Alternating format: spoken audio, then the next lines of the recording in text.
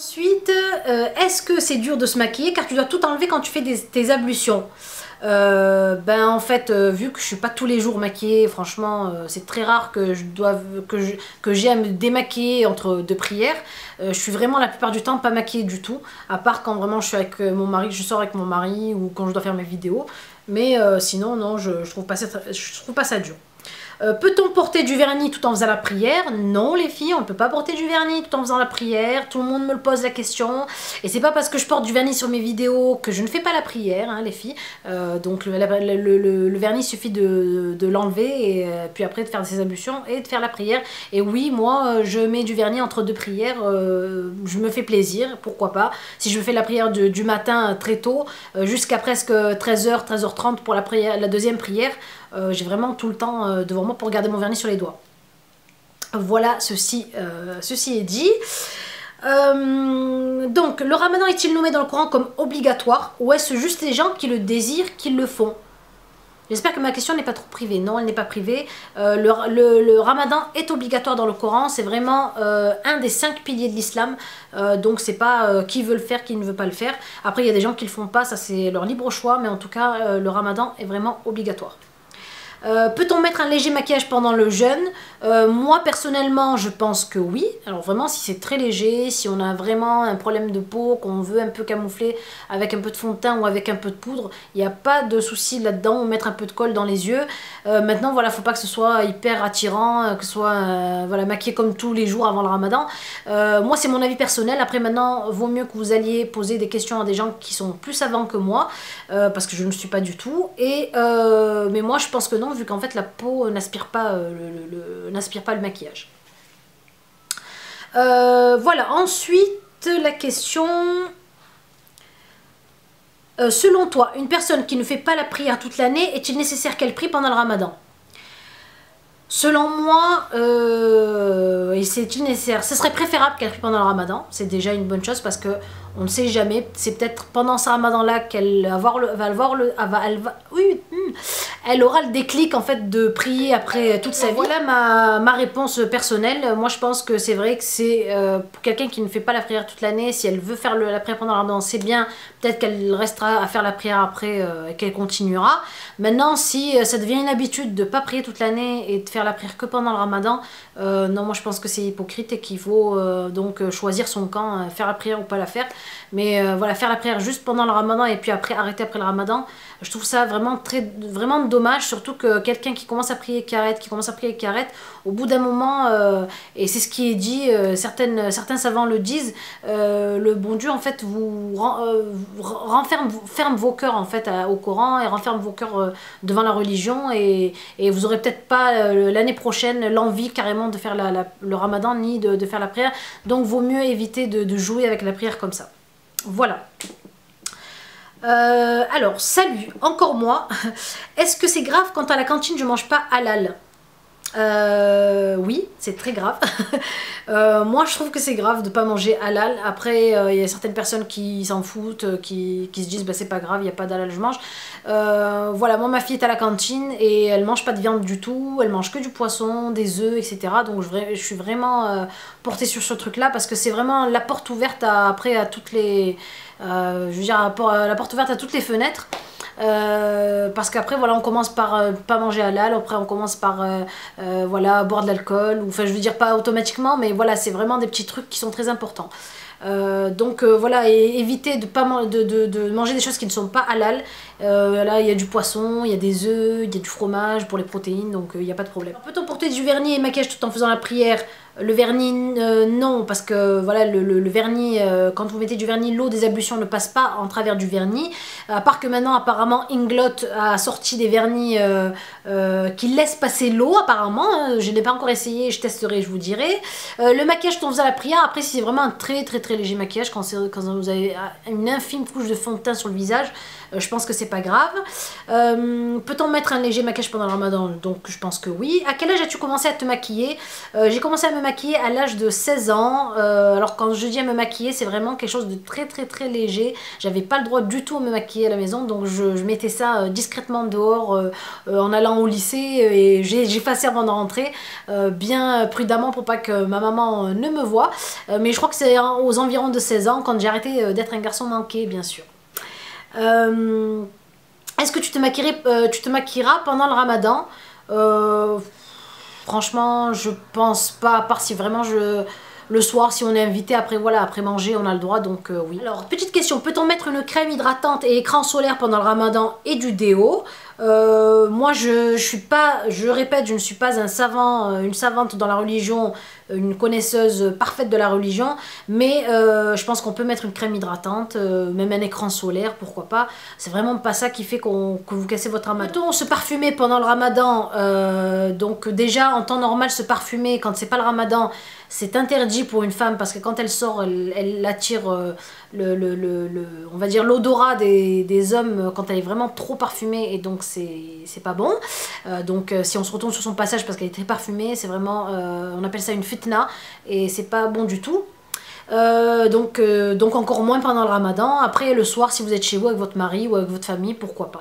Donc Lola me dit j'aimerais pratiquer le ramadan sans être musulmane, donc bientôt Inch'Allah. Elle me dit mais je ne connais aucune prière, est-ce grave? Comment je pourrais faire pour le pratiquer le ramadan au mieux? Alors ma belle, quand tu as l'intention, et quand ton intention est sincère, franchement je t'assure, vas-y fonce, fais le ramadan, et même si tu ne connais qu'une sourate, la moitié d'une sourate, Allah est connaisseur, et c'est mieux que personne ce que tu as dans le cœur. Donc si vraiment ta volonté et ton intention c'est vraiment de commencer le ramadan, commencer à vouloir faire la prière, ne t'inquiète pas voilà, que le bon Dieu sera là pour t'aider, pour te faire avancer.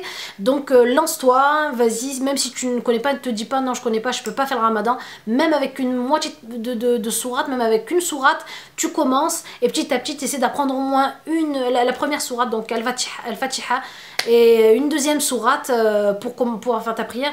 Mais lance-toi, et qu'Allah te facilite. Alors est-ce qu'au ramadan tu te consacres uniquement pour la prière et le jeûne? De toute façon la prière je m'en consacre toute l'année, toute ma vie, et le jeûne, oui, et le jeûne bien sûr pendant le ramadan, à quoi veux-tu que je me consacre d'autre? Surtout oui, à la religion, et franchement je vais essayer de faire beaucoup d'efforts ce ramadan Inch'Allah pour apprendre plusieurs sourates. Question de Note Gaëlle, notre gagnante du dernier concours. Comment gères-tu les journées ramadan, sachant que nos repas commenceront assez tard, donc on va veiller, et le matin pour se lever pour les enfants, le travail, etc. etc. Écoute, je pense que je vais être fataliste, et je vais être obligée écoute, de manger tard le soir, et de me lever tôt le matin. Que veux-tu? Maintenant, bon, c'est les vacances, ça va, c'est un peu plus facile, on va dire, que pendant les périodes scolaires. Sinon, pour le travail, écoutez, quoi vous dire, prendre votre petit déjeuner avant le fajr, essayer, ou celles qui veulent se rendormir, elles se rendorment, celles qui veulent lire du Coran, voilà. Mais je pense que faut faire au jour le jour, hein. Je pense que je vais faire comme ça, moi j'ai vraiment pas de cases déjà prédéfinies. Est-ce que pendant le ramadan tu peux écouter de la musique? Alors moi je pense que non, pendant le ramadan je pense pas que j'en écouterai. Maintenant j'en écoute en dehors du ramadan, je dis pas que j'en écoute pas. C'est vrai que j'entends beaucoup quand tout le monde dit que la musique est haram, donc est interdite. Maintenant malheureusement tout le monde n'est pas parfait, mais moi je continue des fois à écouter quelques chansons d'amour, des chansons d'amour arabe, j'aime bien ça. Mais voilà, après à toi de poser la question à la bonne personne. Salut. Quand as-tu commencé à faire le ramadan? Donc j'ai commencé à faire le ramadan à l'âge de 9 ans.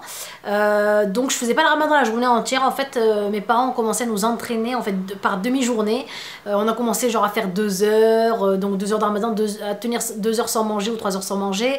Après une demi-journée, par exemple le matin on mangeait pas, et le midi on mangeait pas, mais après l'après-midi on avait le droit à manger le goûter et le soir. Donc c'était ça à l'âge de 9 ans. Voilà, quel est le plat que dont tu ne peux pas te passer pendant le ramadan? J'ai pas de plats spéciaux dont je ne peux pas me passer. Franchement non, j'aime tous les plats. Est-ce que pendant le ramadan tu te maquilles? Ça m'arrive le soir, voilà. Tu ne reçois pas trop de critiques par rapport à ton voile et le maquillage? Non, franchement je reçois pas du tout de critiques, à part les filles qui sont sur YouTube. Ah bah, comme par hasard, hein, parce que dehors, personne ne me parle. Comment fais-tu pour ne pas trop t'énerver pendant le ramadan? Bah, j'essaie de prendre sur moi et de me rappeler que c'est le ramadan surtout, qu'il faut que je sois zen. Et donc après, bon, ça arrive à tout le monde de s'énerver, mais c'est vrai qu'il faut éviter un maximum. Ensuite, est-ce que ma fille fait le ramadan? Non, ma fille ne fait pas le ramadan, elle a que 6 ans et non, je pense qu'à 6 ans... je crois qu'on n'a pas la force de faire le ramadan. C'est déjà dur pour les adultes, alors pour les enfants ça doit pas être top. Non, le ramadan il faut commencer vraiment à le faire obligatoirement à partir de la puberté, donc c'est à dire tout dépend, 12 ans, 13 ans, 11 ans. Quelle est ta routine visage durant le ramadan? Ma routine visage est la même pendant le ramadan qu'en dehors du ramadan, c'est à dire que je m'hydrate, que je me démaquille matin et soir. C'est-à-dire se démaquiller, ça ne veut pas dire obligatoirement qu'on ait du maquillage sur le visage, ça veut dire que voilà, se nettoyer le visage matin et soir, voilà, donc toujours la même routine, et donc essayer de dormir le maximum pour pas être vraiment très marqué le lendemain. Une question de Super X Fair X Girl qui me demande quel est mon précepte préféré, que ce soit une valeur, un verset ou une parole. Alors j'ai pas de verset précis parce que c'est vrai que tous les versets ont toujours un comment on appelle ça, un sens vraiment très important, mais c'est vrai que moi mes valeurs c'est vraiment le partage, on va dire l'aide, l'entraide, la générosité, comment on appelle ça, l'honnêteté. Voilà toutes les valeurs que moi j'aime pendant le ramadan, et en dehors du ramadan c'est surtout ça, parce qu'il y a vraiment du monde, beaucoup de monde qui se calme que pendant le ramadan et qui continue à faire à faire n'importe quoi en dehors du ramadan. Après personne n'est parfait, c'est vrai que voilà, moi-même je ne suis pas parfaite, mais il faut se mettre ça dans la tête qu'il faut s'améliorer de jour en jour et pas se laisser comme ça avec rester comme ça avec des mauvais traits de caractère, etc., etc. Quelle est l'interprétation que tu aimes le moins? Donc l'interprétation, hein, pas le texte, parce que le texte, lui, ne change pas, il ne changera jamais. Mais c'est vrai que beaucoup d'hommes interprètent mal la phrase الرجال قوامون على النساء, ce qui veut dire que les hommes sont, comment dire ça, entre guillemets plus fort que les femmes, mais pas dans ce sens où beaucoup d'hommes l'interprètent dans le côté violent, moi je suis plus fort que la femme doit m'obéir, c'est ma parole avant tout, etc. Et c'est pas du tout ça, en tout cas pour moi, et je pense que pour beaucoup de ulama, pour beaucoup de savants. Donc الرجال قوامون على النساء, ça veut dire que l'homme est responsable de la femme et de ses enfants et de sa famille. C'est lui en fait qui va l'entretenir entre guillemets. Voilà. Après, je trouve pas ça rabaissant pour la femme.